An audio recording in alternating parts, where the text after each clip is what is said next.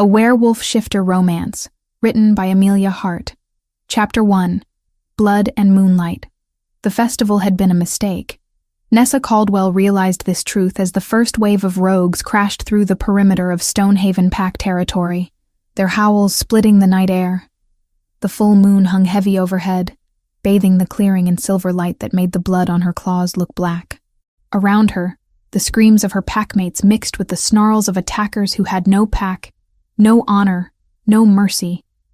She had been dancing only moments before. 24 years of life, and she could count on one hand the number of times she had allowed herself something as frivolous as dancing. The festival of the full moon was supposed to be sacred, a time when packs gathered to celebrate the blessing of their wolf spirits. Instead, it had become a slaughter. "Fall back to the den!" someone shouted, but the command came too late. The rogues had surrounded the clearing, cutting off retreat.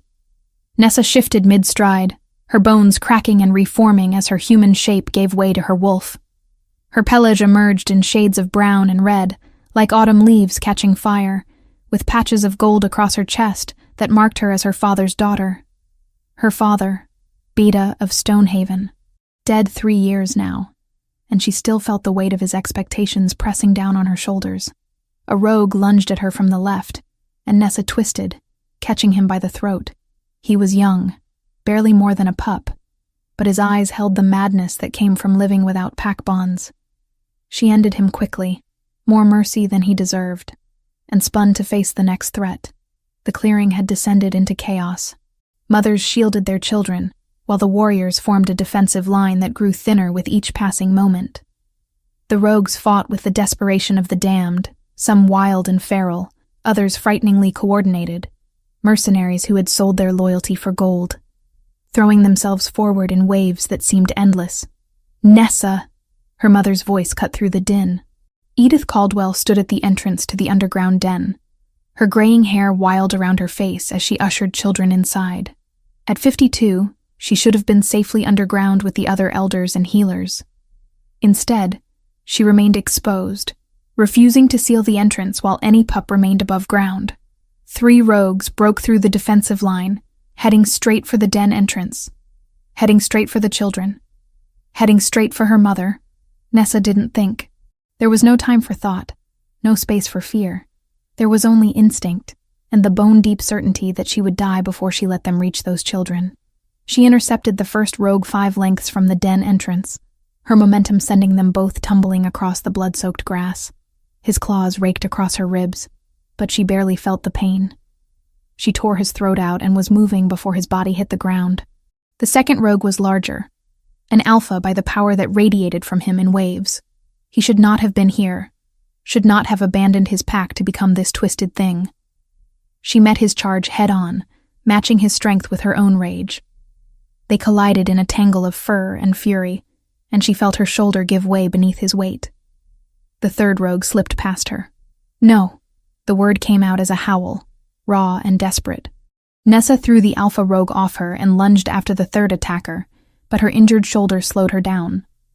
She watched in horror as the rogue closed the distance to the den entrance, watched her mother step forward with empty hands and fierce eyes. Then the rogue's head snapped back, and he crumpled. One of the pack warriors had thrown a blade with perfect accuracy, saving Edith's life.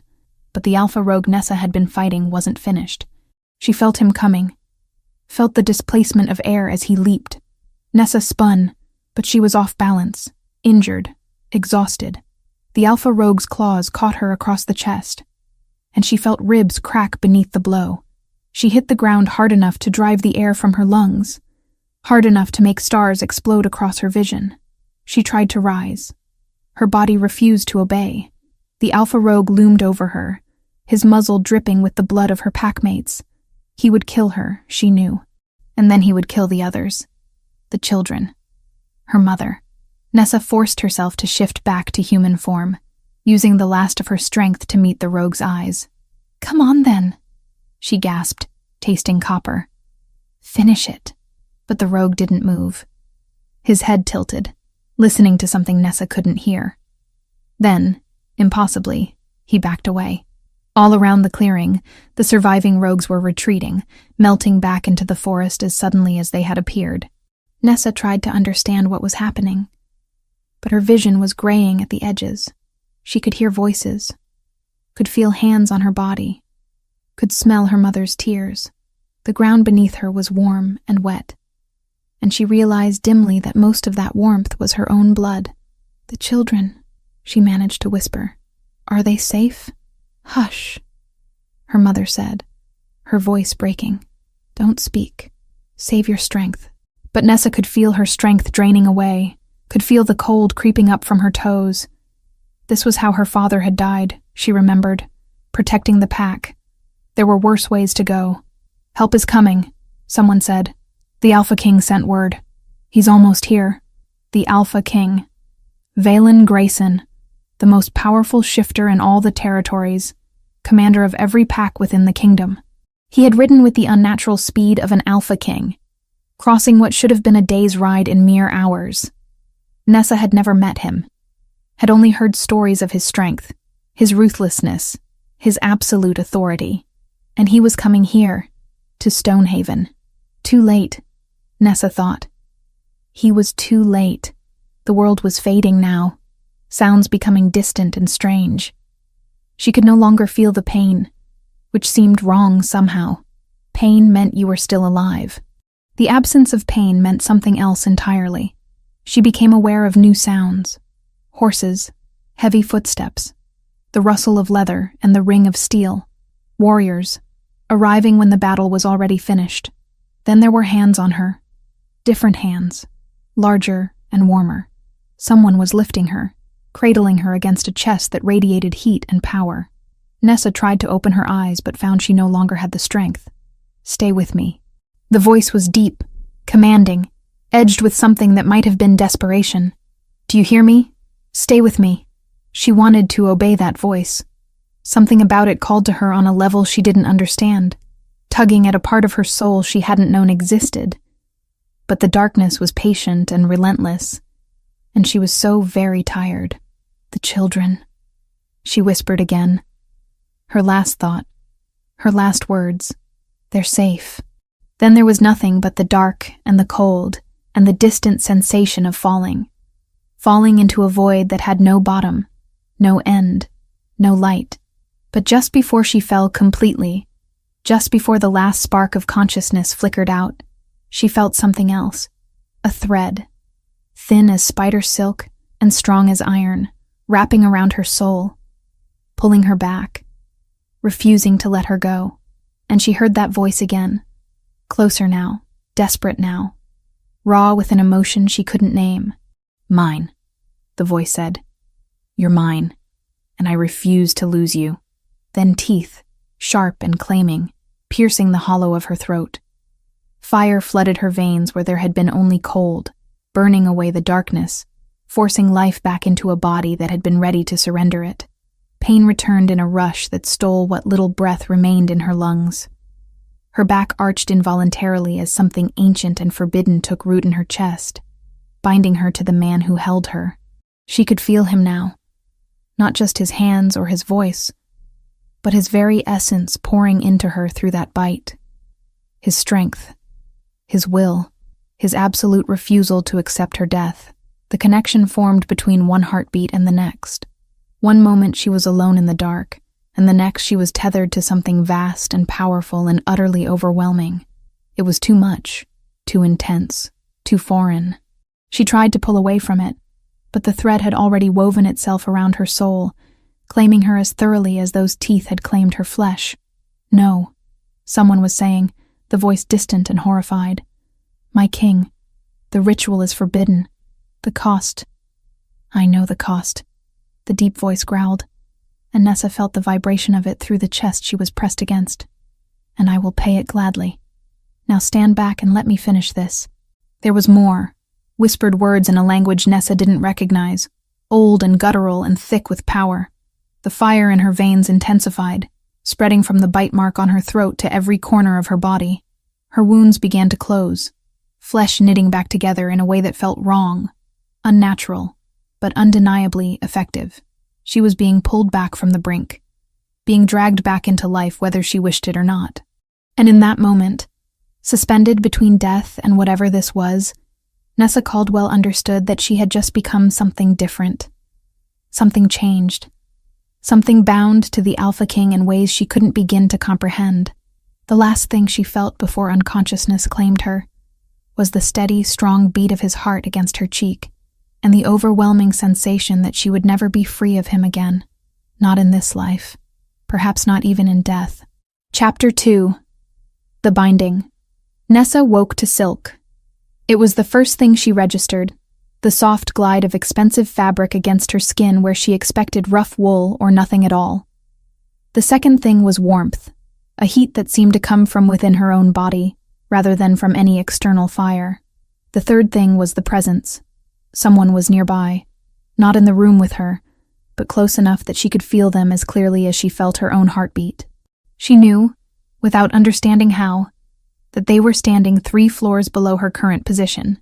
She could sense their location as precisely as if she were watching them through clear water. Nessa's eyes snapped open. The ceiling above her was not the familiar rough-hewn timber of her home in Stonehaven. Instead, she found herself staring at stone arches carved with intricate designs, tapestries hung on the walls, depicting battles and coronations. A fire burned in a hearth large enough to roast an entire deer. This was not home. This was a castle. She sat up slowly, testing her body for injuries. The broken ribs, the torn shoulder, the claw marks across her chest that should have killed her. But her body responded smoothly, without pain, without weakness. She lifted her hands and found them unmarked. Memory crashed through her in a wave that left her gasping. She remembered dying, remembered the cold spreading through her limbs, and the darkness closing in. She remembered a voice refusing to let her go. She remembered teeth sinking into her throat and fire replacing the cold. Nessa's hand flew to her neck. Her fingers found smooth skin and the faint ridge of a scar where those teeth had pierced her flesh. A claiming bite. But that was impossible. Claiming bites were exchanged between mates. She had never chosen anyone. The presence she had been sensing shifted, moving closer, rising through the levels of the castle toward her room. Panic seized her. She threw back the silk coverings and discovered she was dressed in a thin sleeping gown that was not her own. Her legs were steady when her feet hit the cold stone floor. Steadier than they had any right to be after weeks of unconsciousness. 3 weeks. The knowledge came to her unbidden. Absolute certainty without source. She had been asleep for 3 weeks. The door to her chamber opened, and Nessa spun to face the intruder. But it wasn't the owner of that overwhelming presence who entered. It was her mother. Nessa. Edith Caldwell's face crumpled with relief, and she crossed the room to pull her daughter into an embrace that smelled of home and herbs and safety. Thank the moon. You're awake. Nessa held her mother tightly, breathing in the familiar scent, grounding herself. The children, she said, her voice rough from disuse. Tell me they survived. They survived. Edith pulled back, her hands cupping Nessa's face as tears streamed down her cheeks. All of them survived because of you, because you held the line long enough. The Alpha King, Nessa said. He came. He came. Edith's expression shifted, becoming complicated. And he saved your life through means I never thought I would witness. Sit down. We need to talk about what he did to you. Nessa allowed herself to be guided to a chair by the fire. Her mother took the seat across from her, and for a long moment, neither spoke. Finally, Edith reached out and took Nessa's hands. What do you remember? Her mother asked gently. I remember dying, Nessa said bluntly. I remember someone refusing to let me die, and I remember a bite. Her hand went to her throat again. A claiming bite. Edith nodded slowly. It was the Alpha King who bit you. Valen Grayson himself. He performed a ritual that hasn't been done in over a century. A life binding. A life binding, Nessa repeated. What does that mean? It means he tied your life force to his own, her mother explained carefully. But such rituals always exact a cost. Every time he draws upon the binding's power, it drains some of his strength, a price no Alpha has willingly paid in centuries. As long as he lives, you cannot die. His strength flows into you, sustaining you, healing you. You are bound to him now in ways that go beyond pack loyalty or mate bonds. Nessa's breath caught.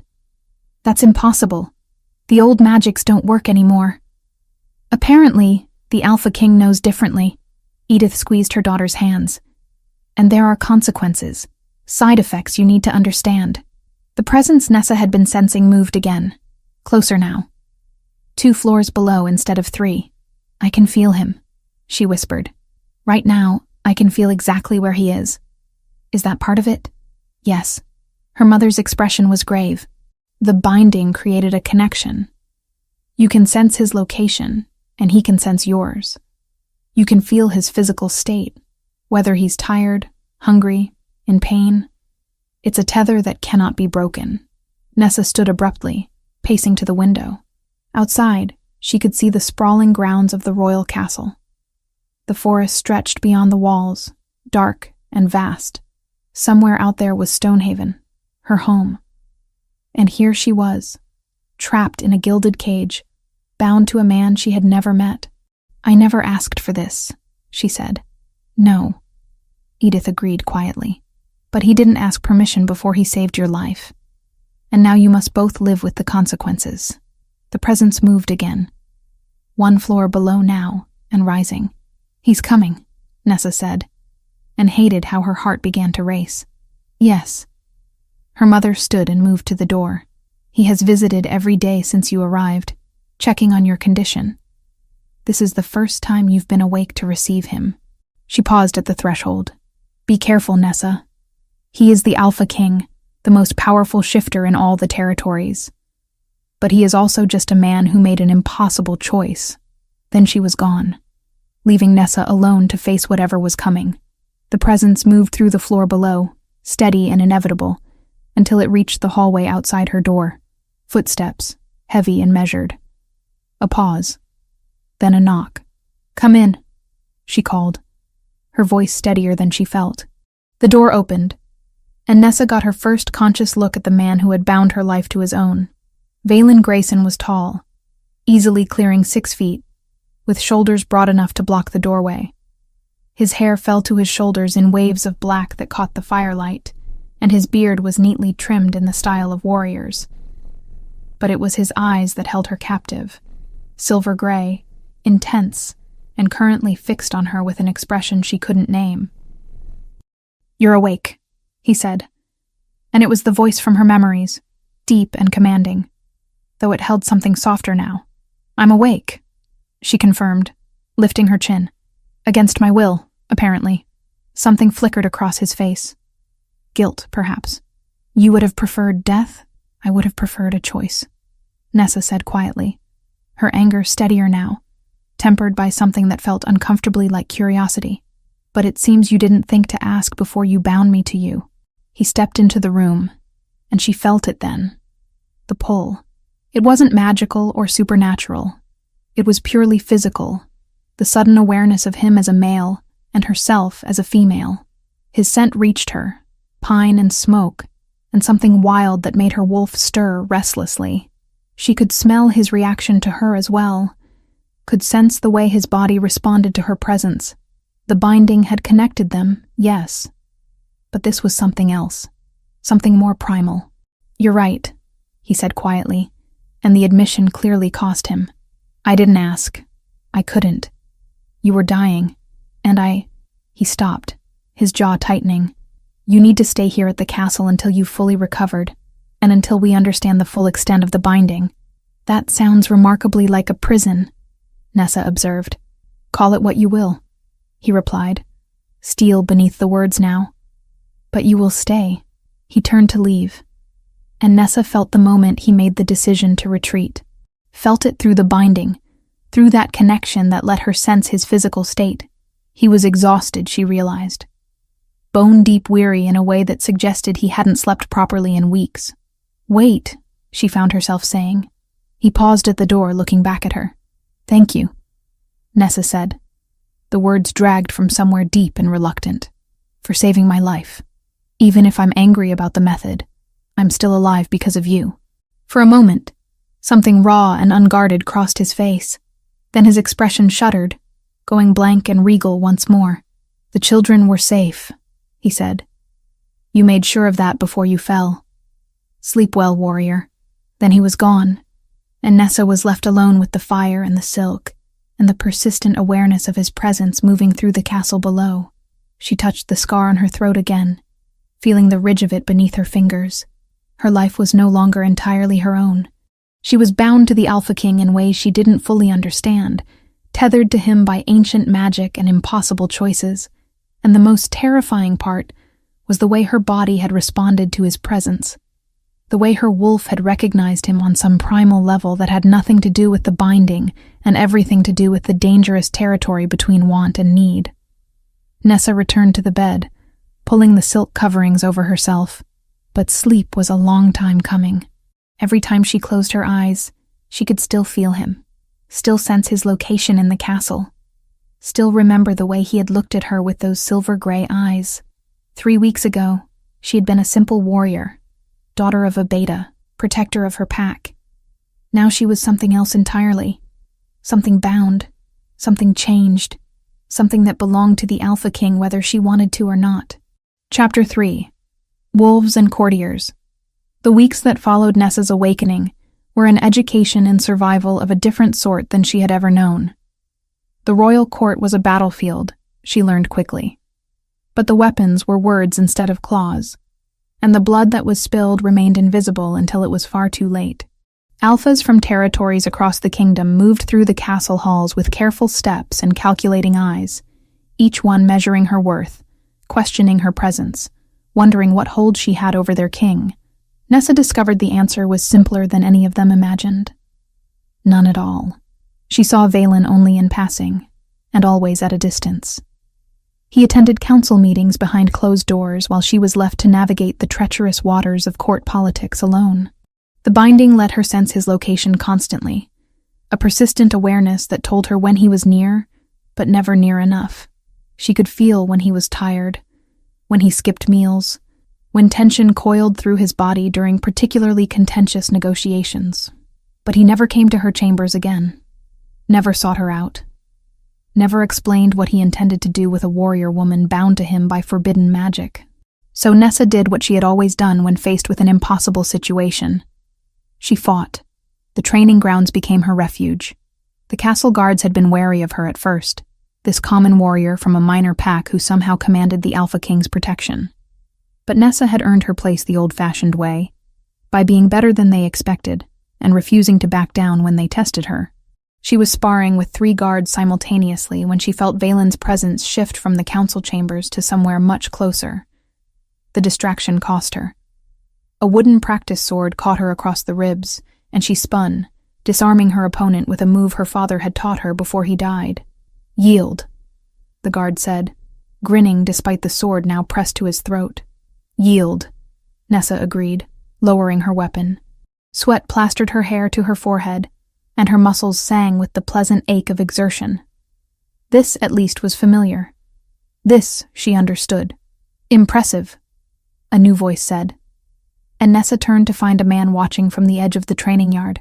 He was handsome in the way of angels in old paintings, with platinum hair and ice-blue eyes that held none of the warmth his smile suggested. "I had heard the Alpha King was keeping a warrior in his castle, but I didn't realize she was quite so skilled." The guards around Nessa had gone still, their postures shifting into something more formal. This man was important then. An Alpha himself, by the power that radiated from him. "Nessa Caldwell," she said, inclining her head slightly. Not a bow, but an acknowledgement of status. "Of Stonehaven Pack." "Tavish," he replied, his smile widening. "Alpha of North March Pack. I've been hoping to meet you, Nessa Caldwell of Stonehaven. There are so few women in this court who know which end of a sword to hold." There was something in his tone that set her teeth on edge, though she couldn't quite identify what. "I imagine the ladies of court find other ways to fight their battles," she said carefully. "Oh, indeed they do." Tavish moved closer, circling her the way a predator circles prey, with whispers and insinuations and carefully planted seeds of doubt. Much more effective than steel in many cases, and far more cruel. "Is there something you wanted, Alpha Tavish?" Nessa asked, turning to keep him in her line of sight. Merely to satisfy my curiosity, he said. You see, I've been at court for several weeks now, and I've noticed something peculiar. The Alpha King has been different since he returned from Stonehaven. More distracted, more secretive. And then you appeared, bound to him by magic that most of us thought was nothing more than legend. Nessa said nothing, waiting for him to get to his point. It makes one wonder, Tavish continued, his voice dropping to something almost conspiratorial. What hold you have over him? Whether you asked for this binding or if it was forced upon you. Whether you're a guest in this castle or something else entirely. I'm here until the Alpha King determines I've recovered from my injuries, Nessa said, keeping her voice neutral. Nothing more complicated than that, isn't it? Tavish's eyes gleamed, because from where I'm standing, it looks remarkably like a cage. A gilded one, certainly, but a cage nonetheless. One wonders if our good king is protecting you or keeping you prisoner. The words struck closer to Nessa's own doubts than she liked to admit. But she had learned young not to show weakness to those who would exploit it. I can leave the castle grounds whenever I wish, she lied smoothly. Can you? Tavish asked, and the challenge in his tone was unmistakable. Can you really? Or would the binding pull you back before you made it past the gates? Nessa didn't answer. She didn't know the answer, and that uncertainty was a weakness Tavish had clearly already identified. If you ever need an ally at court, he said, his voice softening into something that might have passed for kindness. Someone who understands what it's like to be used as a piece in someone else's game. You know where to find me. Then he was gone, leaving Nessa standing in the training yard with suspicions blooming in her chest like poisonous flowers. The binding let her sense Valen's location. She focused on it now, following that invisible thread to where he stood on a balcony overlooking the training grounds. He had been watching. The entire time Tavish had been speaking to her, Valen had been there, close enough to intervene, but choosing not to. Their eyes met across the distance, silver-gray, clashing with green. Then he turned and walked away, and Nessa was left with more questions than answers. That night, unable to sleep, Nessa wandered the castle halls. She had learned the layout over the past weeks, memorizing exits and defensible positions out of habit. The guards nodded to her as she passed, having grown accustomed to her restless nighttime wanderings. She found herself outside the council chambers, drawn there by the sound of raised voices. The door was thick, but her shifter hearing picked up fragments of the conversation within. Cannot be coincidence. That was Valen's voice, hard and commanding. 3 packs attacked in as many months, always during festivals or gatherings. Someone is orchestrating this. The rogues could simply be growing bolder, another voice argued. It doesn't necessarily mean. It means exactly what I think it means. Valen's words cut through the objection. Someone is deliberately targeting packs loyal to the throne, weakening our alliances, testing our defenses. Nessa's breath caught. The attack on Stonehaven hadn't been random. Someone had planned it, had sent those rogues deliberately to slaughter her pack during a sacred festival. What about the Caldwell woman? A third voice asked. Does she know? No. Valen's answer was immediate and firm. And she won't. Not until we understand the full scope of the threat. She's been through enough. Rage, white-hot and immediate, flooded through Nessa. He was keeping this from her. Keeping the truth about her pack's attack from her because he had decided she was too fragile to handle it. She moved away from the door before her fury could drive her to do something foolish. The binding thrummed between them, and she wondered if Valen could feel her anger through it the way she could feel his exhaustion. Back in her chambers, Nessa stood at the window, staring out at the moonlit grounds. The binding had given her a measure of Valen's physical state, but not his thoughts. She couldn't tell what he was thinking, couldn't understand why he insisted on protecting her from truth she had every right to know, but she could feel his presence moving through the castle below, could track his progress from the council chambers toward his own apartments. And she could feel the weight of his weariness, the bone-deep fatigue of a man carrying responsibilities too vast for any single person to bear. The fury in her chest flickered, complicated by something that might have been understanding or sympathy or both. Tavish's words echoed in her mind. Was she a guest or a prisoner? Protected or kept? And what would she discover if she dug deeper into the secrets Valen was keeping from her? Nessa touched the scar on her throat, feeling the familiar ridge beneath her fingers. The binding connected them, yes, but it also divided them. She was bound to a man who treated her like fragile glass, who made decisions about her life without consulting her, who watched her from a distance but never came close enough to explain what he wanted from her. She had survived the attack on her pack. She had survived dying and being dragged back to life by forbidden magic. She would survive this too. This strange limbo between belonging and isolation. But she would not remain ignorant. If Valen wouldn't tell her what was happening, if he insisted on keeping secrets for her own protection, then she would find out on her own. Whatever games were being played at this court, whatever conspiracy had led to the attack on Stonehaven, Nessa Caldwell was no longer content to be a piece moved by others. It was time to become a player in her own right. Chapter 4: Forest Truths. The ritual hunt was announced 3 days later, and Nessa knew immediately that she would be going.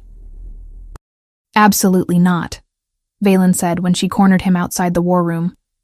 It was the first time they had spoken directly in weeks, and his silver-gray eyes held frustration and something that looked close to concern. "The hunt is dangerous even for experienced—" "I am experienced," Nessa interrupted.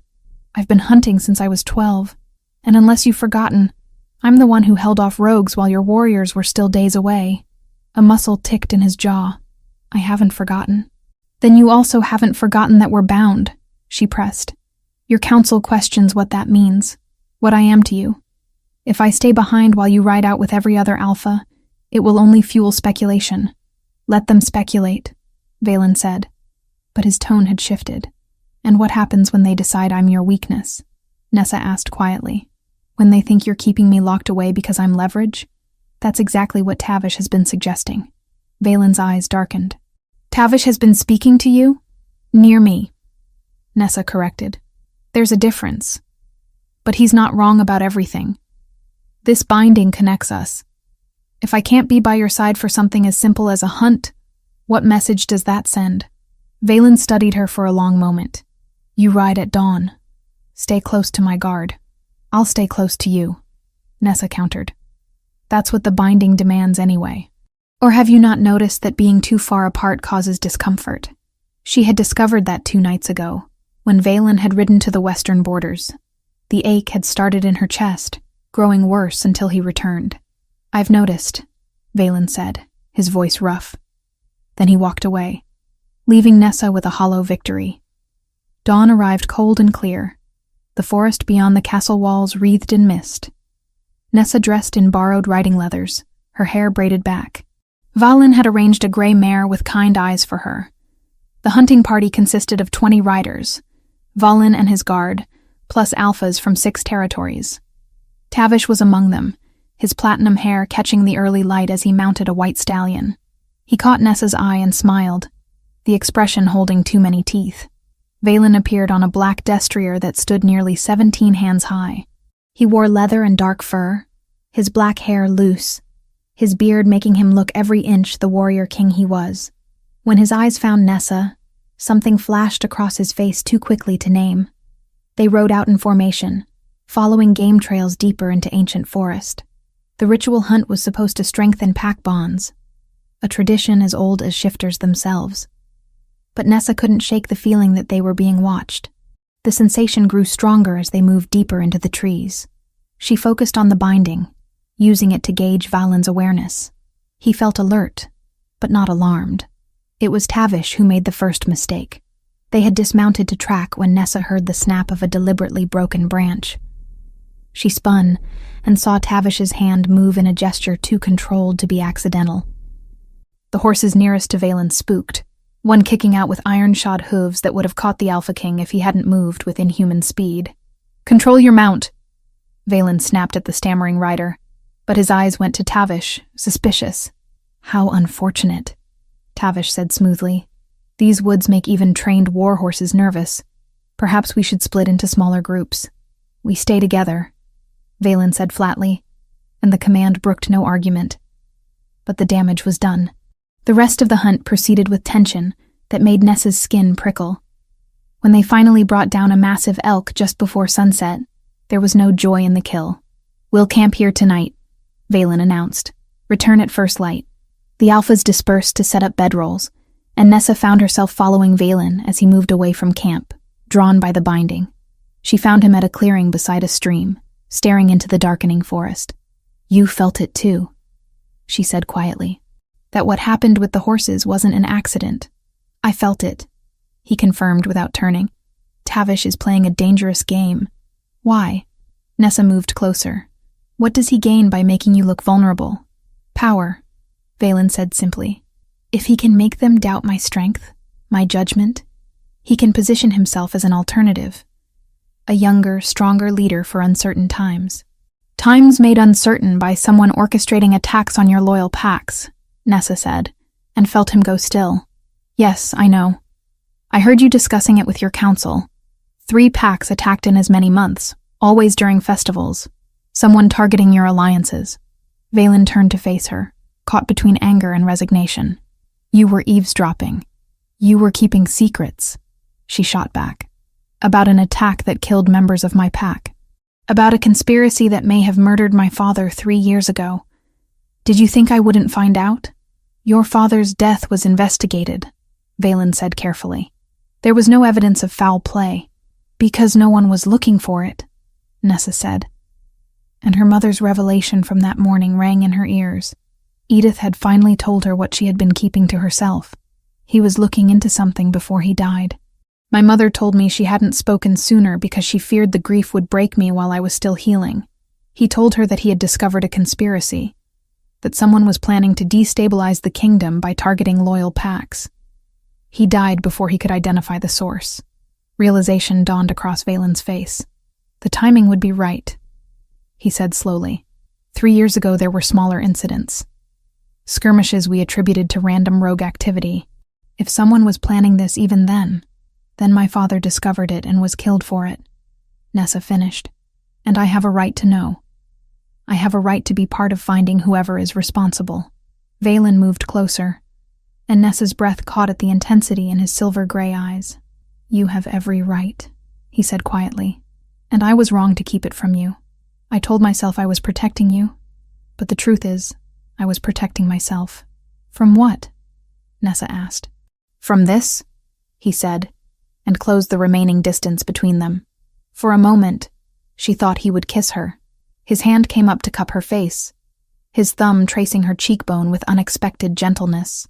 The binding thrummed between them, amplifying every point of near contact until Nessa could barely breathe. Then, with visible effort, Valen stepped back. "I can't," he said, his voice rough. "You never asked for this binding. Never chose me.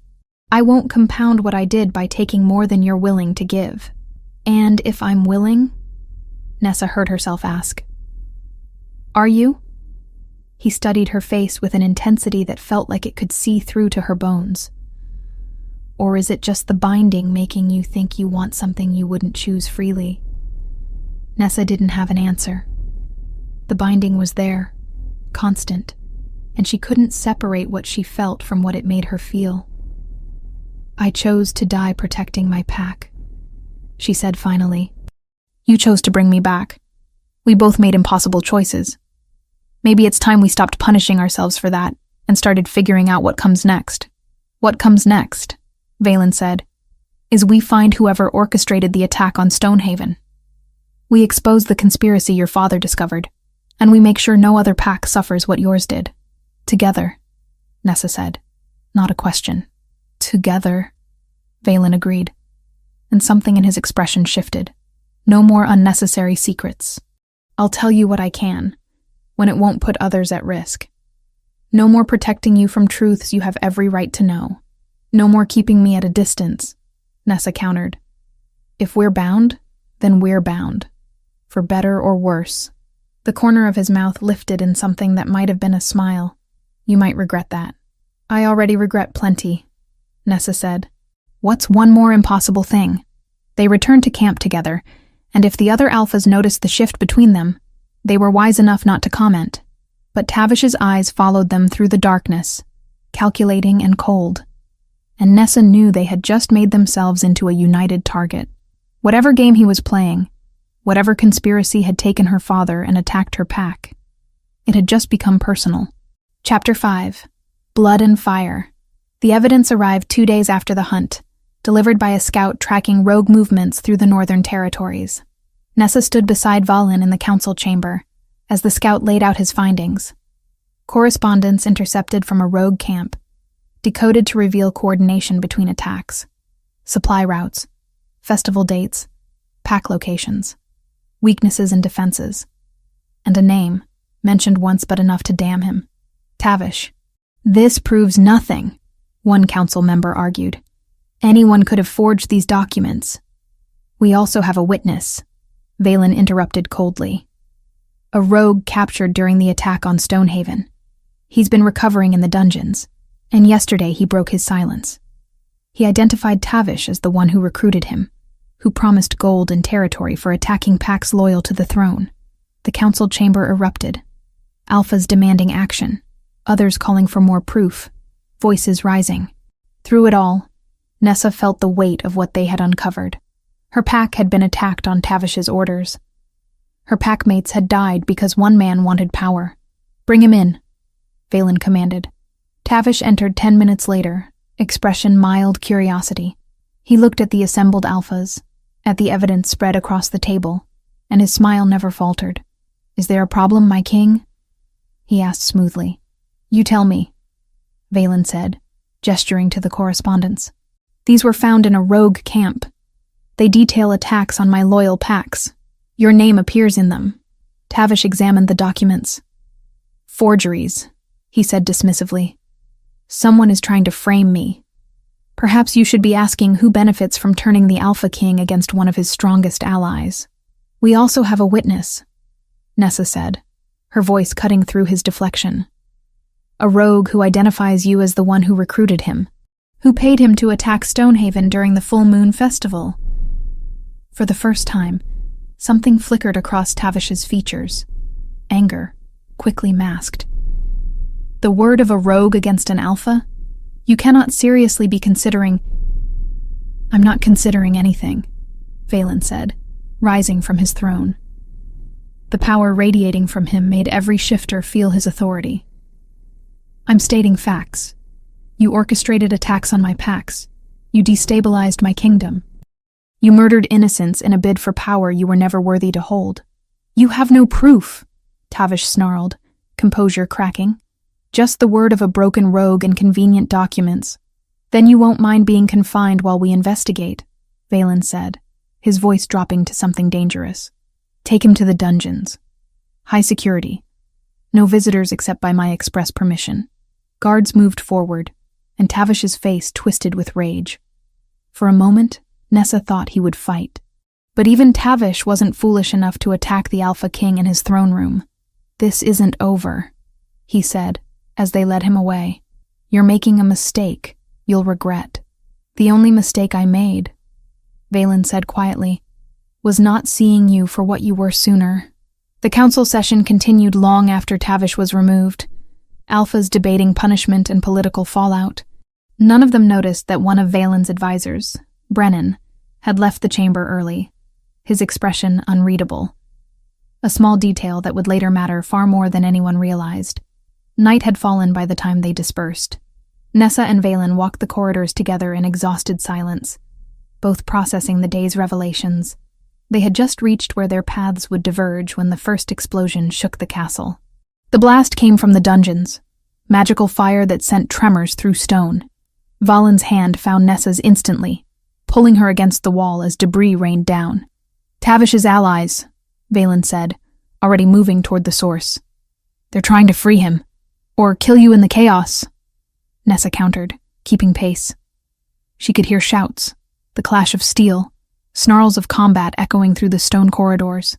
They rounded a corner and found 3 men in dark leathers, faces covered, blades drawn.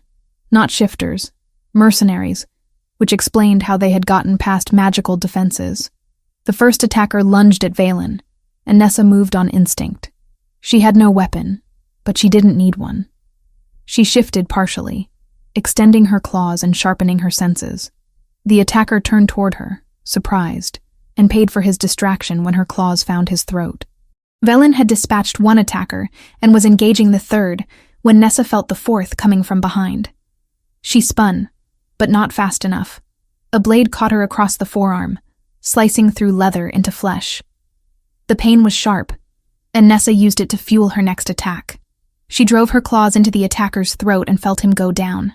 Nessa! Velen was at her side instantly, his hands on her bleeding arm, his face barely controlled rage. How bad is it? Just a cut, she said, though blood dripped steadily.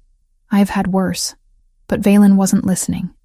He stared at her wound with something raw and desperate.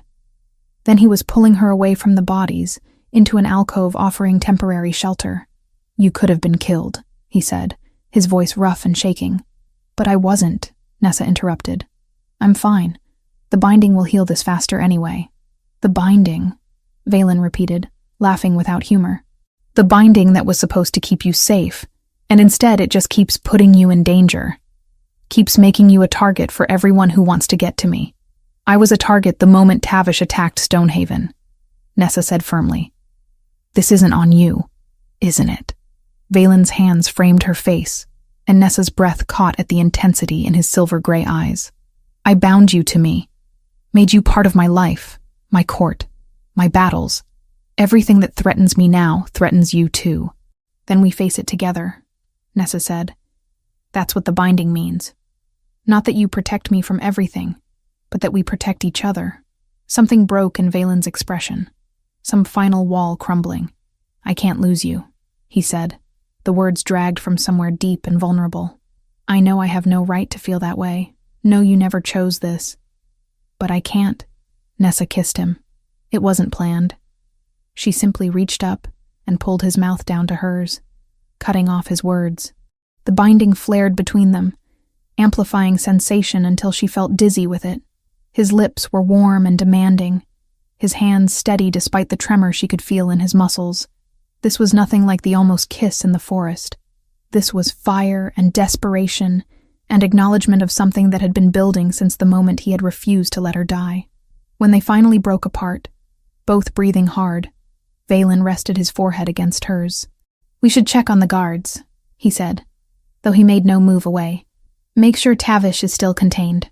In a moment, Nessa said. Her arm was still bleeding, but the binding had begun its work. She could feel flesh knitting together, faster than it should, but not unnaturally so. First, tell me what happens now.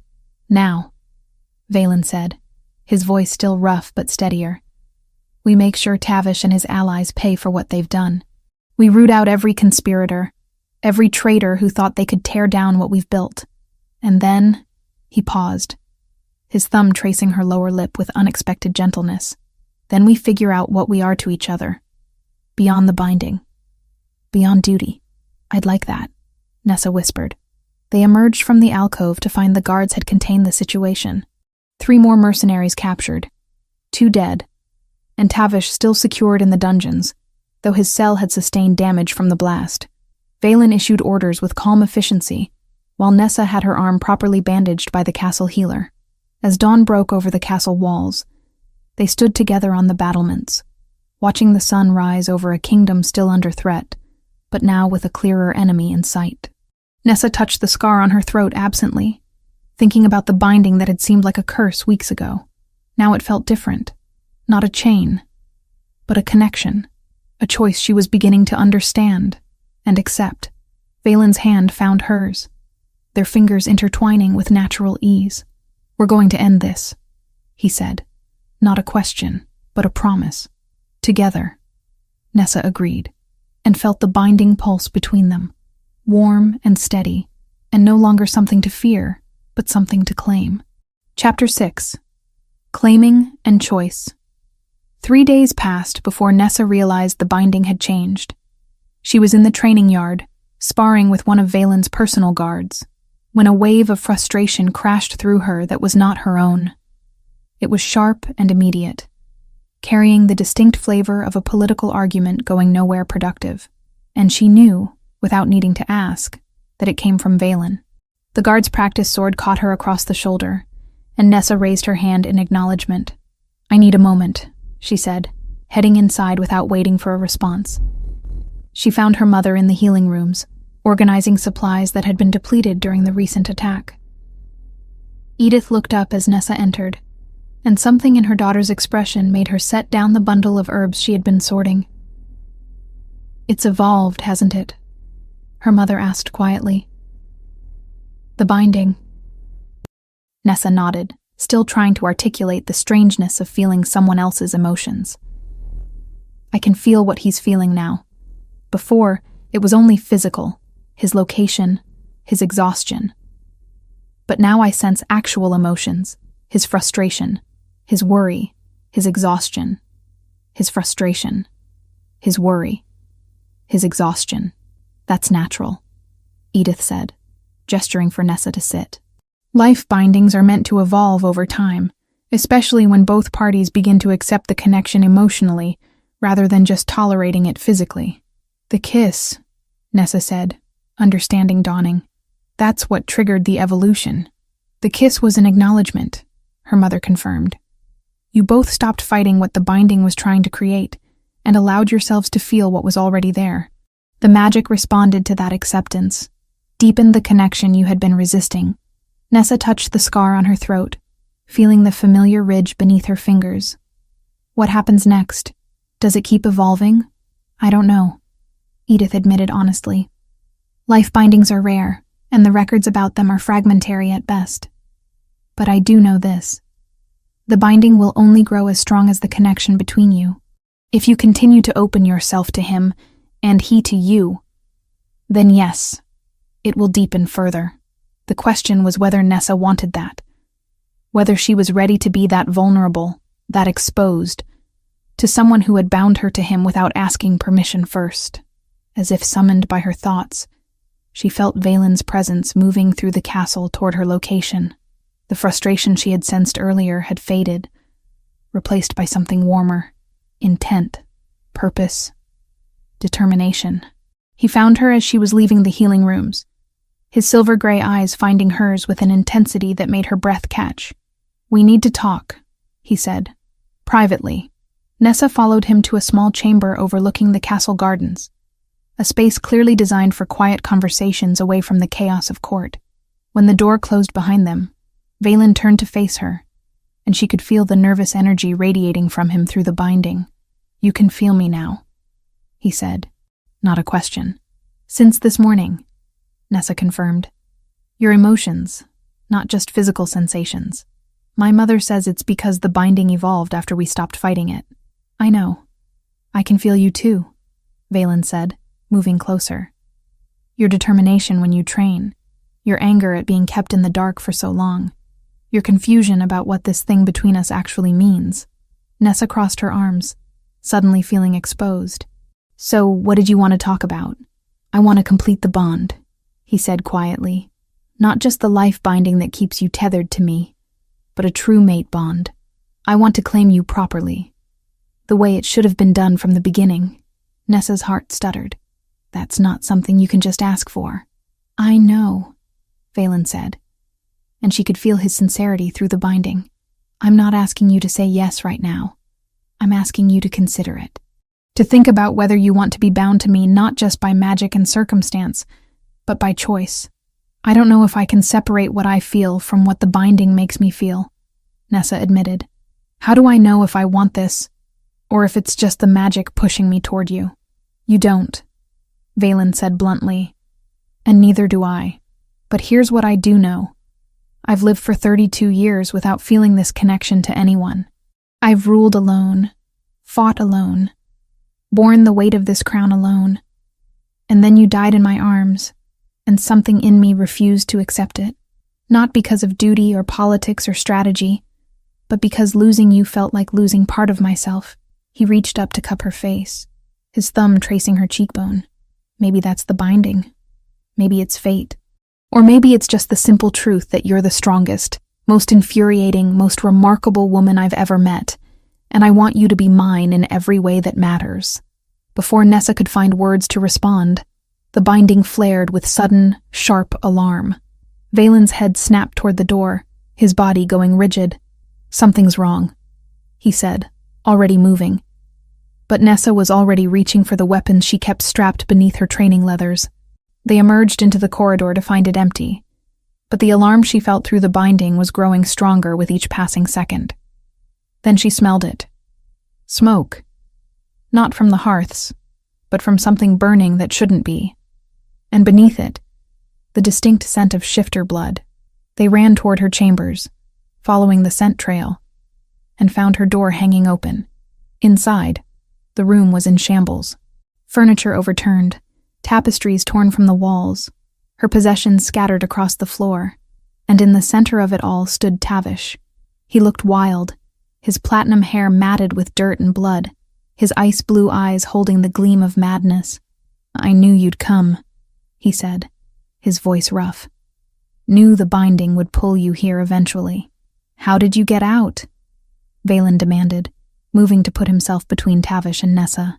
"I have friends in unexpected places," Tavish said, circling them slowly. "People who understand that the kingdom needs a stronger leader, one who isn't distracted by a common warrior. This was never about politics," Nessa said. "This was about your pride. Your ego couldn't handle that Valen was chosen as Alpha King instead of you. I should have been king," Tavish snarled. "I'm younger, stronger, more adaptable. But the council chose tradition over progress."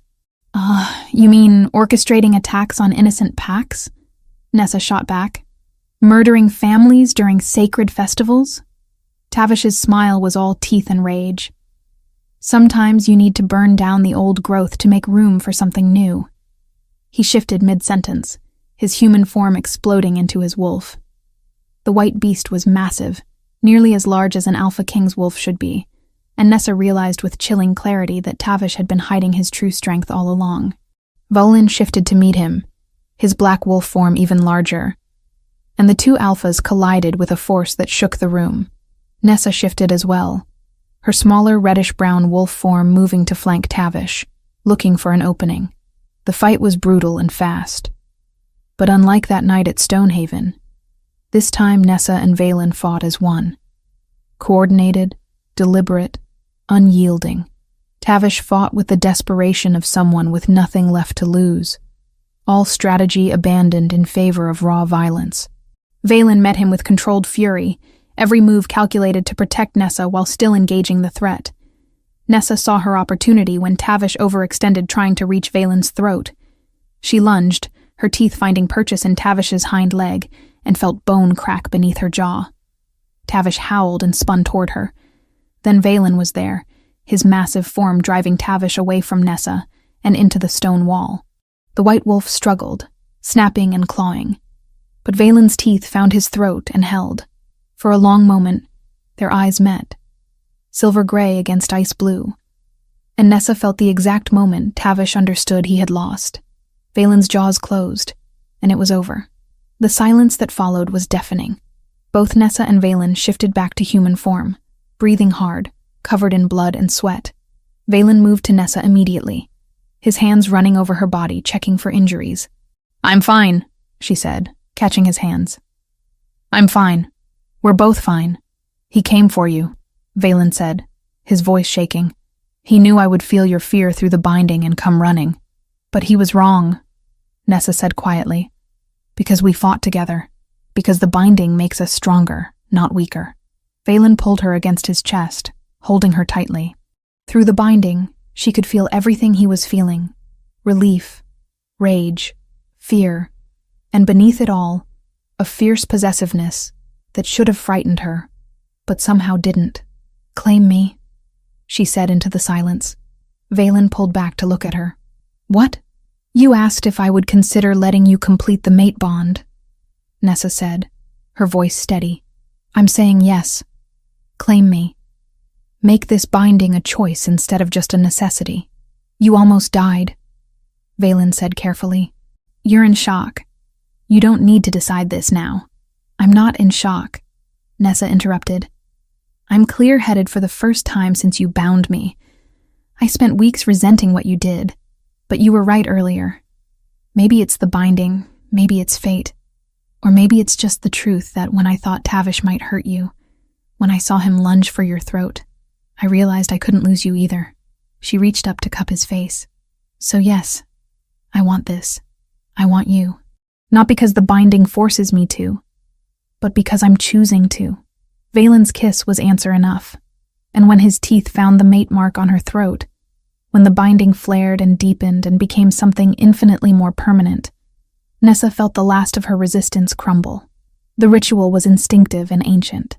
His bite deepened the mark on her throat, and she returned it, her teeth finding the junction where his neck met his shoulder.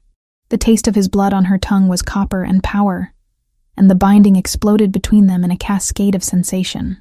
When it was done, when the mate bond settled into place alongside the life binding, Nessa felt the difference immediately. Where the life binding had connected their physical states, the mate bond connected everything. Mine, Valen said against her throat. Yours, Nessa agreed. And you're mine. This was her choice. Her claim. Her mate. Chapter 7. Proving worth. The ritual of mating was consummated in the traditional way, behind closed doors with only the moon as witness. When Nessa emerged from Valen's chambers the following morning, bearing fresh claiming marks visible to every shifter in the castle, she knew the easy part was over. Now came the hard part, proving she deserved to stand beside the Alpha King as his mate and equal. The council convened that afternoon to discuss the fallout from Tavish's death and his failed conspiracy. 6 northern packs had been found to have connections to the Northmarch Alpha, either through trade agreements that now looked suspiciously timed, or through warriors who had been seen meeting with known rogues. Nessa stood beside Valen during the proceedings, feeling the weight of every eye assessing her.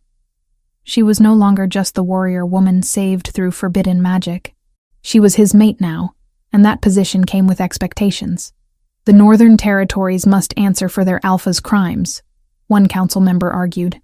The packs themselves may not have known the full extent, another countered. What does the Alpha King's mate think? The question came from an older Alpha named Grayson, his tone respectful but challenging. You fought beside the king to end his threat. Surely you have an opinion. This was a test, Nessa realized. They wanted to see if she had wisdom to advise their king.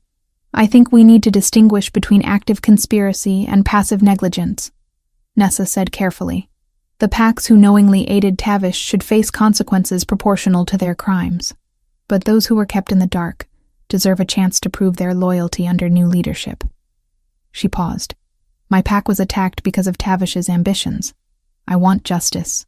But creating martyrs out of innocence will only plant seeds for future rebellion. We need to be firm, but fair. Grayson nodded slowly, and Nessa felt Valen's approval through the bond. She had passed the first test. 3 days later, a challenger emerged. His name was Corvin, Alpha from the Western Territories, and he made his challenge publicly. With all due respect to the Alpha King, Corvin said, his choice of mate is unusual. A warrior from a minor pack, elevated not through merit, but through circumstance.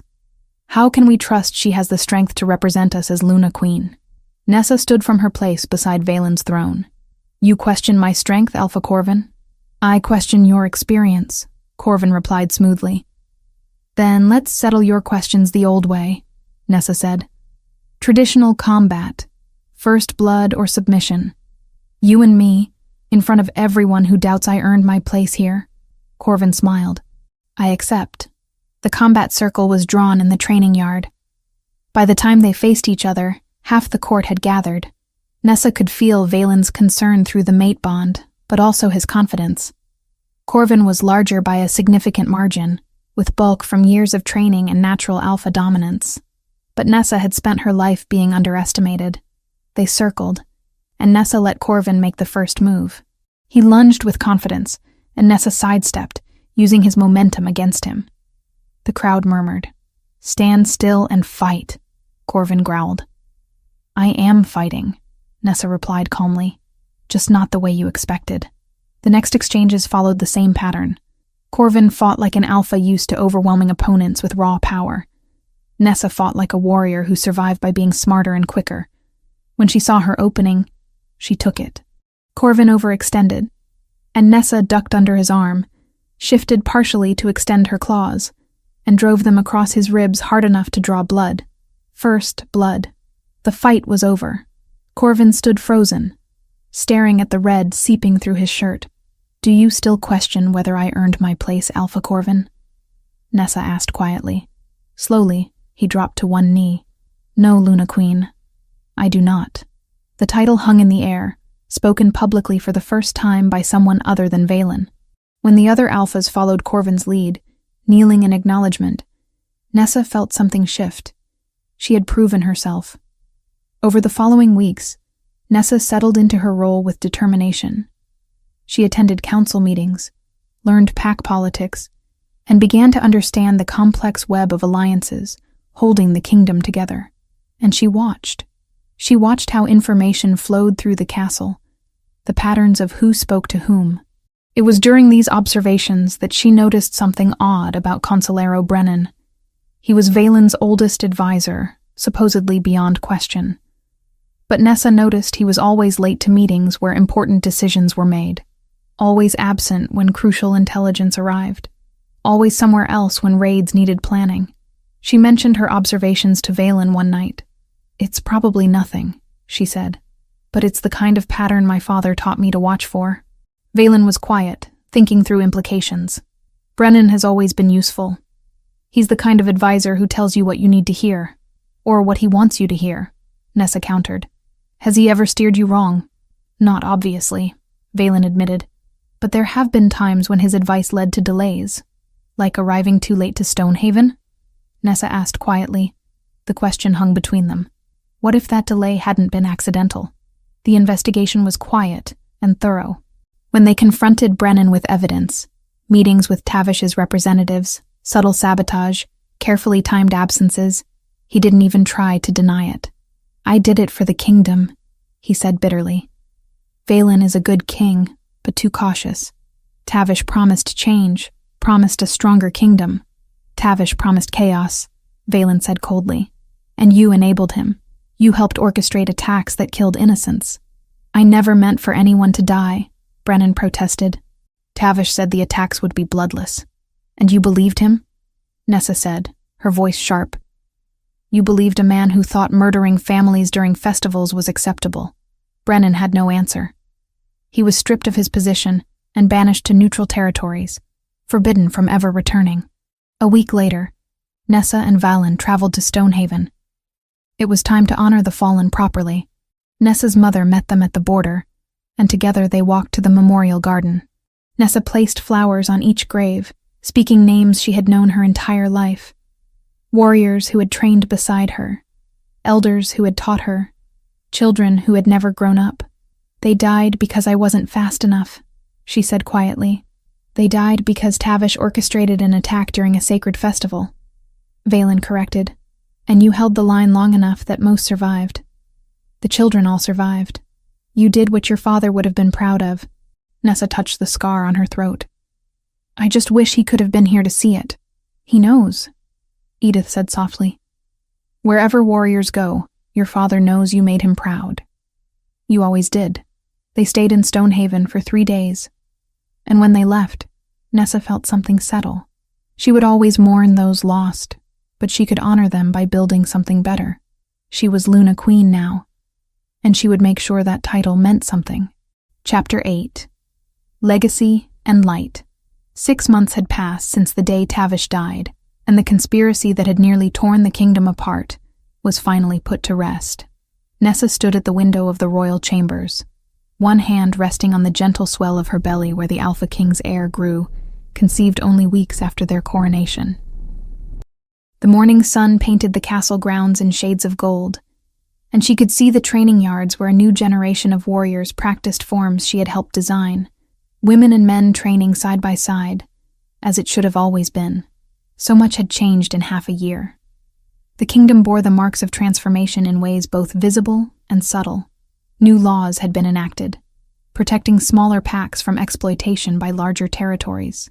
An intelligence network had been established, coordinated by warriors Nessa had personally trained, to monitor rogue activity and identify threats before they could become attacks. Trade routes had been secured, Alliances strengthened, and the northern territories that had been complicit in Tavish's conspiracy now operated under new leadership that understood the cost of betrayal, and throughout it all, Nessa had stood beside Valen as his equal. Not just his mate, but his partner in governance. Luna Queen in more than just title. "You're thinking too hard again." Valen's voice came from behind her, warm with affection. His arms wrapped around her waist, his hands settling over hers on her belly. "I can feel it through the bond. Your mind is racing." Nessa leaned back against his chest, feeling the steady beat of his heart against her shoulders. The mate bond thrummed between them, as natural now as breathing. "I'm thinking about how different everything is from 6 months ago." "How different I am. Better different or worse different?" Valen asked, his breath warm against her ear. Different, Nessa said, turning in his arms to face him. 6 months ago, I was furious with you for binding me without permission, for taking away my choice. And now? Now? He prompted gently. "Now I can't imagine choosing anything else," she admitted. "Even knowing everything that would happen, all the pain and fear and uncertainty, I would still choose this. Choose you. Choose us." Valen's expression softened, and through the bond, Nessa could feel the depth of his emotion. Love, fierce and absolute. Relief that she didn't regret the path they had walked together. And beneath it all, a truth he had been carrying since the night he had refused to let her die.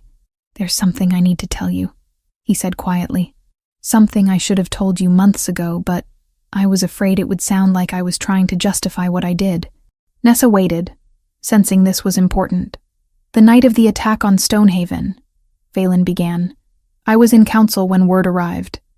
But before the messenger even spoke, I felt something. A pull, sharp and undeniable, like a thread connecting me to someone I had never met. I knew, without understanding how, that something was wrong, that someone was in danger, someone who mattered." He paused, his silver-gray eyes searching hers. "I rode harder than I've ever ridden in my life, Nessa. I pushed my horse to the breaking point trying to reach you in time. And when I arrived, when I saw you dying in the moonlight, I felt that thread tightening. I could feel your life slipping away, could feel the moment your heart began to fail." Nessa's breath caught. "That's why you did the ritual. You could already feel the connection. I think we were always meant to be bound," Valen said softly. "I think fate or destiny or whatever force governs shifter bonds had already started weaving us together. The life binding just made it visible, made it impossible to ignore. But the connection was already there, waiting for us to acknowledge it." Tears pricked at Nessa's eyes, but they weren't tears of sadness. "I felt it too," she whispered. "In that moment when I was dying, when everything was going dark, I felt someone refusing to let me go. I thought it was just the desperation of not wanting to die, but it was more than that. It was you, already holding on to me before the binding was even complete. We were destined," Valen said. And it wasn't a question, but a statement of fact. Everything that happened, all the pain and struggle, was leading us to each other. "Then I'm glad I died that night," Nessa said, and smiled at Valen's sharp intake of breath. "Not because I wanted to die, but because it brought you to me. It showed us both what we were too stubborn or too afraid to see otherwise." Valen kissed her then, deep and thorough, and the mate bond sang between them with a harmony that felt like coming home. A knock at the door interrupted them. "My king, my queen," a servant's voice called. "The Alphas have begun to arrive for the ceremony. They're assembling in the Great Hall. Today was the day." The official coronation ceremony where Nessa would be formally recognized as Luna Queen before every Alpha in the kingdom. She had already proven herself through combat and council, but this would make it irrevocable. This would write her name into the history of the kingdom alongside Valen's. They dressed in formal attire befitting their station. Valen wore black leather and dark furs, his crown of twisted silver settling on his head with the weight of authority. Nessa wore a gown of deep green that brought out the color of her eyes, with silver embroidery that caught the light as she moved. Her own crown was simpler than Valen's, but no less significant. A circlet of silver wolves running nose to tail, eternal and unbroken. The Great Hall was packed with alphas and their delegations from every corner of the kingdom. Nessa recognized many faces now, had learned the names and histories of most major packs over the past months. Alpha Grayson stood near the front, the old wolf who had tested her in council and found her worthy. Alpha Corvin was there too, the Western Alpha she had defeated in combat, now one of her staunchest supporters. The ceremony itself was ancient and solemn. Valen spoke the traditional words, declaring before all assembled that Nessa Caldwell was his chosen mate, his equal in all things, worthy to stand beside him as Luna Queen. Each Alpha was given the opportunity to voice objection or offer acknowledgement. None objected. All acknowledged. When the crown was placed on Nessa's head, when she turned to face the assembled Alphas as their Luna Queen officially recognized and formally crowned, she felt the weight of responsibility settle onto her shoulders, but she also felt Valen's presence beside her through the mate bond, steady and unwavering. She didn't have to carry this weight alone. They would carry it together. The formal ceremony gave way to celebration, and eventually, Valen and Nessa found themselves on the balcony overlooking the castle grounds. Below them, the kingdom they had fought so hard to protect and rebuild spread out under the setting sun. Packs were gathering in the courtyard, wolves shifting to run together in celebration, a tradition as old as shifters themselves. "They love you," Valen said quietly, watching the celebration below. "Not because you're my mate, but because you've earned their respect. You're the Luna Queen they needed, even if they didn't know it 6 months ago. We did this together," Nessa corrected. "Everything we've built, every change we've made, it only worked because we worked as partners. You gave me the authority, but you also listened when I challenged you. That's what makes us strong." Valen turned to her, his hand coming up to cup her face with infinite gentleness. "You saved me, Nessa. Not just that night when you held off the rogues, but every day since. You saved me from becoming the kind of king who rules alone and dies alone. You showed me that strength isn't about standing apart, but about choosing who to stand with." "You saved me too," Nessa said, covering his hand with hers. "You refused to let me die, and then you refused to let me live halfway. You challenged me to be more than just a warrior, to be a leader, a partner, a queen." They stood together in comfortable silence, watching the sun paint the sky in shades of gold and red. The mate bond thrummed between them, carrying emotions too deep for words. Love, trust, partnership, home. "The baby is going to inherit all of this," Valen said eventually, his other hand settling on Nessa's belly where their child grew. "A kingdom at peace, alliances that will hold, laws that protect rather than oppress. That's the legacy we're building. And the knowledge that strength comes from choosing to fight together rather than alone," Nessa added. "That's the most important legacy we can give our child, that being bound to someone doesn't make you weaker. It makes you whole." As the sun set completely and the moon rose to take its place, Nessa and Valen shifted together. 2 wolves, one black as midnight, and one the color of autumn leaves, running side by side across the castle grounds and into the forest beyond. The mate bond connected them, the life binding sustained them, and the love they had chosen anchored them. They were Alpha King and Luna Queen, mates and partners, bound by destiny and strengthened by choice. And as they ran through the moonlit forest, perfectly synchronized in movement and purpose, Nessa knew with absolute certainty that she was exactly where she was meant to be, not despite the binding, but because of everything it had taught her about herself, about Valen, about the kind of love that refused to accept anything less than everything. This was their kingdom, their legacy, their future, and they would protect it together, for as long as the moon continued to rise, and the bond between them continued to hold.